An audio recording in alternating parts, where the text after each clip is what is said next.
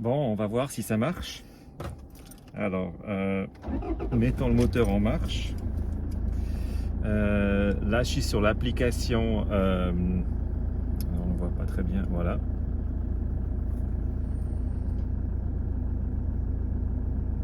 Donc, pour l'instant, il charge pas. Mais je crois que c'est normal parce qu'il laisse 2 minutes 120 secondes avant de charger. Je pense que c'est pour pas utiliser la batterie tout de suite. Mais on voit que le courant qui rentre, il est déjà plus que celui qui sort. Donc c'est déjà bon signe, il y a un courant qui rentre, celui de la batterie de la voiture et celui qui sort. Et on va attendre, je pense que c'est 2 minutes et je vais te dire après. Ouais, ça marche, ça marche. J'ai du courant qui rentre, ça charge, ça charge. Trop bien, trop bien, trop bien. Cool. Ah, je suis content.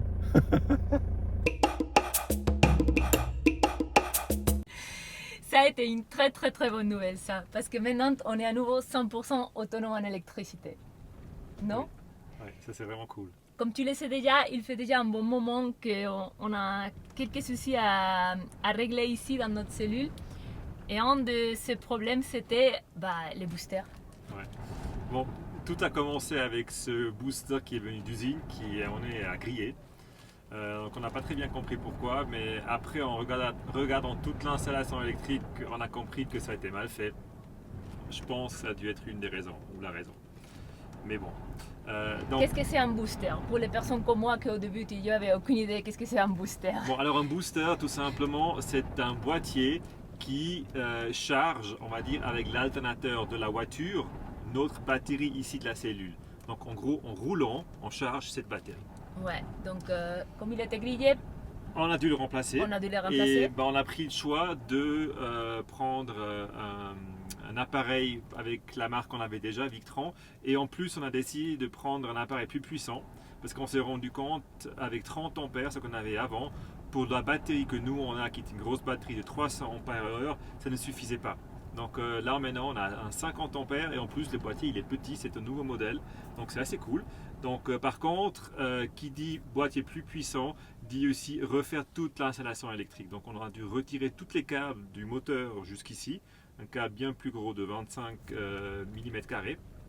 Et du coup, là, 2 journées de travail, de travail, mais ça marche. Ça marche. Et voilà, mais c'est cool. C'est cool. Trop bien. Ouais.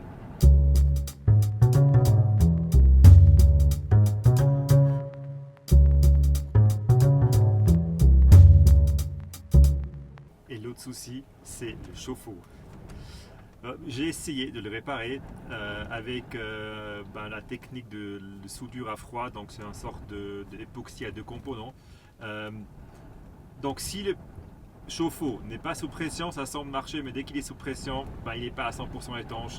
Donc à mon avis, il faudra refaire ça, mais avec vraiment une soudure bien faite classique. On est encore en train de faire des tests, donc c'est pas réparé. La bonne nouvelle, c'est qu'on peut quand même utiliser tous les circuits d'eau froid parce qu'on a installé une espèce de vanne d'arrêt qui coupe les circuits d'eau chaud et donc on peut tout faire. Ouais, au moins on peut utiliser l'eau comme on a besoin. Oui, ça. Elle est froide, mais on peut l'utiliser. Ouais. Et pour l'instant, on va pas la réparer maintenant ici. On va les faire. Quand on en trouvera quelque part un endroit qui fait des soudures bien, on le fera. Ouais.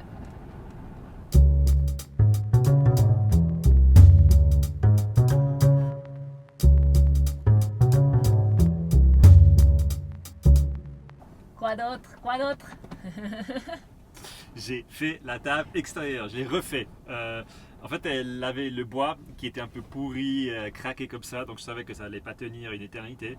Donc j'ai trouvé une tôle et j'ai remplacé le bois avec la tôle. Là, il me suffit de faire encore 2 fixations. Et après, on a de nouveau une belle table extérieure, tu sais, celle-ci qui se rabat dehors. Je peux l'utiliser pour cuisiner, pour prendre l'apéro, voilà. Trop cool, non? Trop bien.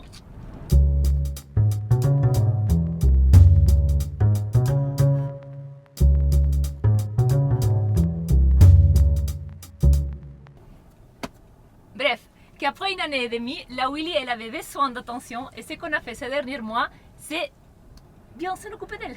Ouais, parce qu'on en avait besoin et on s'est dit il faut le faire plus souvent. C'est voilà, c'est nettoyer, de s'en occuper, prévenir c'est mieux de guérir, voilà, tout ça en fait il faut qu'on le fasse plus régulièrement. On va se dire, on va le faire chaque 6 mois. Promis. D'accord. Oui. C'est enregistré. Ok. 6 mois.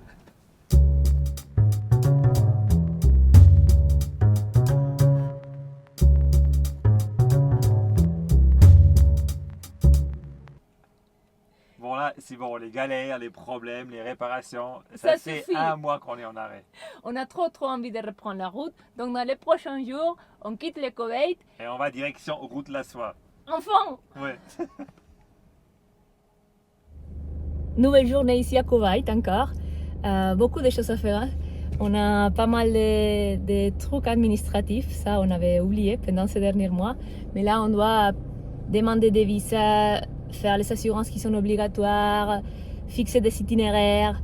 Donc voilà, on se prépare. Bon, c'est bon. C'est bon? Les photocopies, c'est fait. Trop bien. Alors maintenant, prochaine étape, ambassade.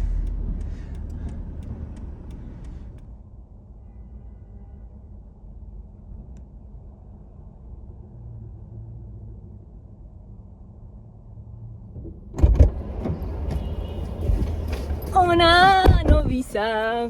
Bon, c'est fait, on a plusieurs à faire, mais celui, c'est bon. Ok, on mange quelque chose? Ouais, j'ai trop faim. Allez.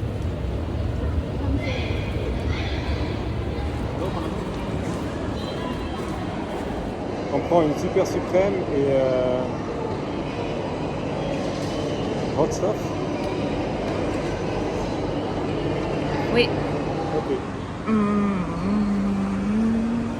Ils sont tellement petits que ça fait plus de croûte que de...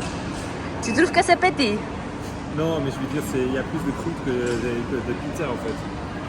Ah ouais, c'est vrai. On partage? Oui, oui. Ah ouh. C'est chaud, oui, ça sort du four. Ah ouh. Et l'entrée, on la recevra après, c'est ça? Ah c'est vrai, on avait demandé des trucs de fromage, non? Peut-être ils sont oubliés. Faut lui dire, hein.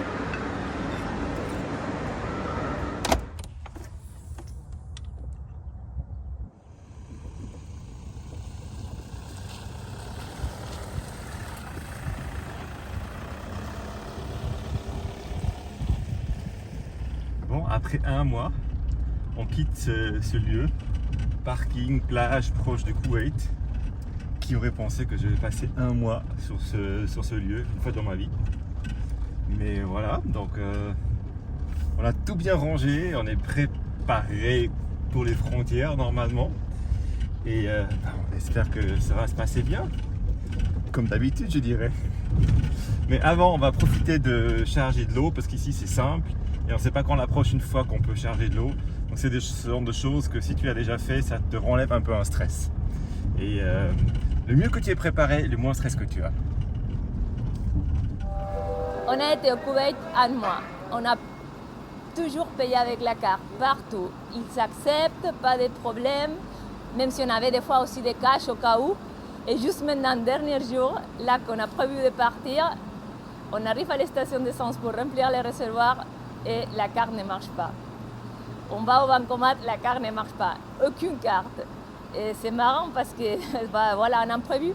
David, il est allé en ville pour voir où est-ce qu'il peut retirer l'argent. Et moi, je reste ici comme caution parce que on ne peut pas payer ce qu'on a rempli. C'est petit imprévu qui t'arrive juste avant de passer une frontière. C'est comme ça. Ils sont très gentils, ils m'ont même mis ici la chaise de madame et je suis toute au milieu de la station d'essence. Et j'attends David. Il est là.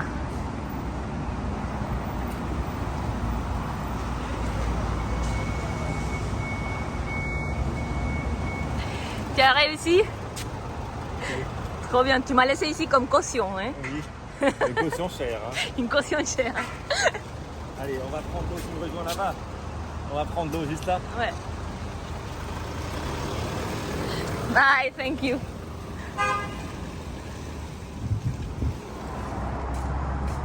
Donc, encore une fois, on a dépensé à nouveau tous les Katie qu'on avait. Il m'a donné tout ce qu'il a trouvé pour 3 Katie. Et j'espère que la prochaine fois, la carte elle va marcher à nouveau parce que... C'est vraiment pas de bol. C'est la seule fois ici que la carte elle n'a pas marché. Donc, et c'est au jour du départ. Mais bon, ouais, mais bon, c'est comme ça. Donc, on remplit c'est l'eau pas grave. et on va vers la frontière. Ça fait bizarre, cette péninsule arabique quelque part, en fait on l'avait pas prévu, on prévoit pas grand chose, mais ça me fait bizarre là de quitter. Ça fait, je sais pas, on a passé quand même 6 mois presque sur cette péninsule et ouais, je pars avec un très bon sentiment. Non, Néo, c'est toi? Oui, moi aussi. En tout cas, c'est chouette d'avoir fait cette expérience. C'était riche, c'était intéressant, c'était beau, c'était relaxant aussi. Et je pense que là, on est prêt de nouveau pour un truc un peu plus challenging. Et voilà. Donc, en tout cas, ça fait du bien aussi de reprendre la route, non? De repartir un peu à l'inconnu.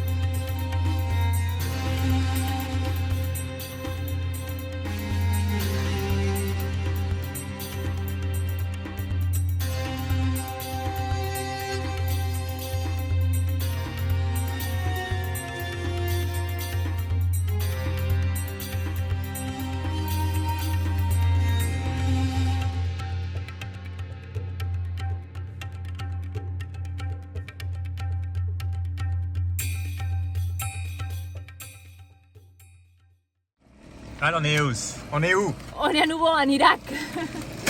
C'était passage de frontière, mais rapide, ça nous a pris combien de temps? Je sais pas, 1 heure, 1 heure et demie. Plus qu'une heure, on commence à être habitué. On a eu de la chance, mais je sais pas, mais c'était hyper vite. On a eu de la chance et on connaissait un peu plus parce qu'on avait déjà fait ce truc quand on est venu. Mais cool. Écoutez, on n'était pas sûr si on allait faire la deuxième frontière aujourd'hui, mais je pense qu'on va, en tout cas, on va y aller vers là, non? On va essayer. Il est 1 heure, donc on va. C'est 1 heure, donc peut-être on va se faire les 2 frontières aujourd'hui. Ouais. On va vers l'Iran? Allez, go.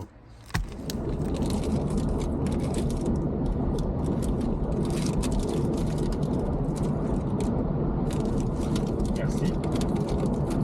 Bon, c'est Ramadan, du coup, il faut qu'on mange soit dans notre cellule ou dans la voiture, mais... Ouais. On peut pas manger ni boire en public.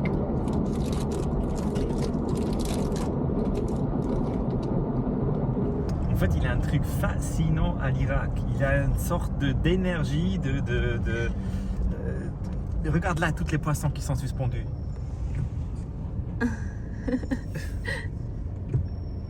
Et en fait, c'est tout. Il y a partout du bordel, etc. Mais il y a un truc vibrant. Voilà, c'est ça à l'Irak. J'aime beaucoup. Après, c'est intense. Hein,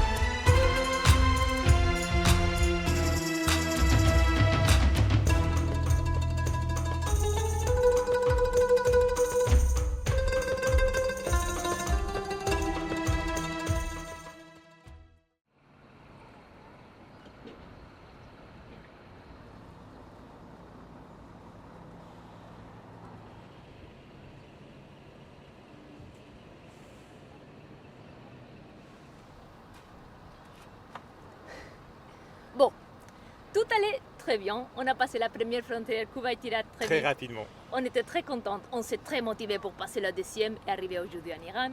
On arrive à la deuxième frontière en Irak. Tout se passe très bien. Tout se passe très bien. Les mecs qui il y a 6 mois était là, il nous a reconnus. Il nous a dit, ah, trop cool, il nous a aidé beaucoup. Et quand on était juste à ça de quitter l'Irak, Il y a un sort de douanier militaire qui est venu et qui avait envie de passer du temps avec nous. oui. Et nous, on avait moins envie de passer du temps avec lui. Mais finalement, ça s'est prolongé. Et quand on a réussi à sortir de l'Irak et on est arrivé à l'Iran, bah, la frontière était déjà fermée. Voilà. Donc Donc, on est où? Au No Man's Land. Donc on est entre deux frontières, on peut ni bouger vers l'arrière ni vers devant. Et ben voilà, on passera notre première nuit au No Man's Land. No Man's Land. C'est ça qu'on dit en français, je sais pas très bien, mais je crois là entre deux frontières où il n'y a personne. Ouais, et ça appartient à personne et en fait c'est méga sale parce que bah, c'est pas du tout entretenu, ça, tu le vois là, c'est très abandonné. Mais bon, on sera au taquet demain matin à 7h, ça ouvre. J'espère que les camions vont arrêter de passer la nuit, mais on n'est pas sûr. Parce qu'en fait, les camions, ils peuvent rentrer. Ouais, c'est que nous qu'on peut pas. Là, Bon, là, voilà. là, ça arrive, hein, c'est des choses qui Ça, arrivent. c'est les nouvelles entre l'Irak et l'Iran. Tout est intense, j'avais dit que tout est intense ici, donc voilà, l'intensité se prolonge. On avait oublié ça, hein. Tu vois là, ça, c'est l'Irak. Tout ça, ça appartient à l'Irak. Ça appartient à personne. Ça appartient à personne. Ouais, probablement à quelqu'un, mais officiellement à personne. Ça, c'est l'entrée à l'Iran. Et ici, on a tous les passages des camions. Ils sont là.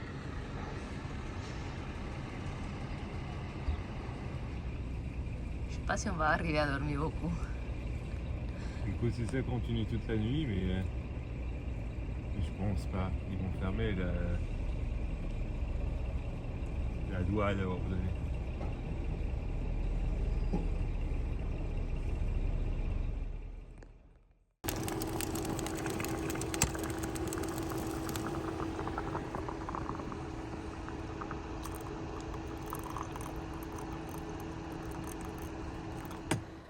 C'est 9h30 du matin. On a dormi comme ci comme ça parce qu'en fait, bah, les camions ils sont passés toute la nuit, d'une frontière à l'autre.